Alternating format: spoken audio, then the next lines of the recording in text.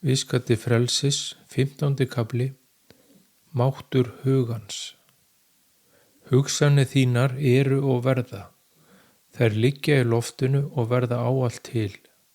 Hugsanir þínar hafa mikil áhrif á þig og alla í kringum þig og allt sem í kringum þig er.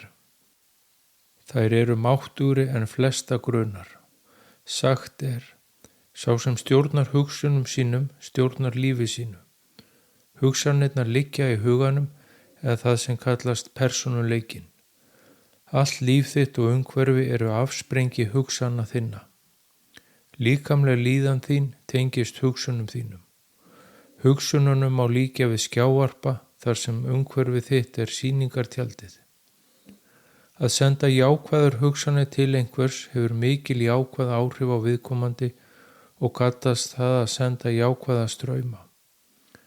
Að sama skapi skapa neikvæðar og illar hugsanir til einhvers neikvæða strauma. Hugsanir þínar hafa mikil áhrif á líðan annarra. Það sem á við hugsanir í þinn garð, neikvæðar hugsanir, draga þig niður og gera þig jafnvel veikan. Neikvæðar og illar hugsanir næra egóið innra með þér og þá vannærist sálin og það sama skapi næra jákvæðar og kærleiksríkar hugsanir sálina og vannæra egóið. Með þessu móti er sálin vakin innra með þér og byrjar að taka við stjórninni á þínu lífi og þinni vegferð og þú byrjar smá saman að flæða með alheimsorkunni og allt mun ganga þér í hag. Á meðan egóið leiði því í eilífa baráttu á móti straumnum og úr takt við alheimsorkuna. Allt fæðist í hugsuninni sem síðar getur breyst í orð og gjörðir. Þó svo að hugsun breytist hvorki í orð né gjörðir, er hún ávallt til og hefur áhrif á þig sem á aðra í kringum þig. Kvíði, ótti, áhyggjur og stress verða til í hugsununum þínum og eru gott dæmi hvernig hugsanirnar hafa bein áhrif á andlega og líkamlega líðan þína. Þú getur losað þig við þessa fylgifiska með breyttu hugafari og hugsunum. Fjölmiðlar og annað afþreyingaefni sem í boði eru stjórntæki til þess ætlað að stjórna hugsunum þínum og þar með líðan þinni. Sá sem lætur stjórnast nærir egóið með hugsunum sínum og er fastur í hringrásinu, fæðing, líf og dauði. Hvernig má þetta vera?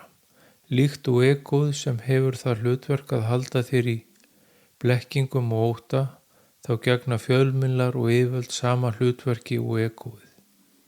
Það er ekkert rangt við þetta því þetta er tilgangur lífsins að lifa í blekkingunni og óttanum þar til þú vaknar til meðvitundar sjálfan þig og byrjar að leita þínu sanna sjálfi og aftengja þig frá blekkingunni. Þannig lifnar sálin innra með þér og þú byrjar að ganga hinn andlega veg til Guðs. Frá sjónarhorni Guðs er ekkert slæmt og ekkert gott því allt er.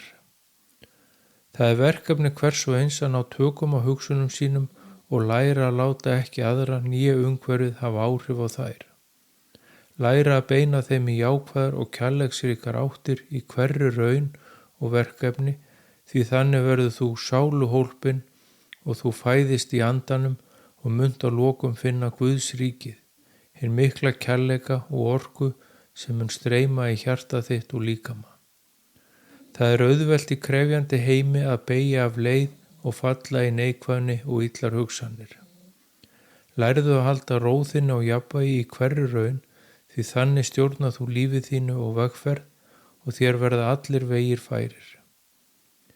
Loks mun engin raska ró þinni framar og þú munt standa styrkur og staðfastur í hverri áskorun.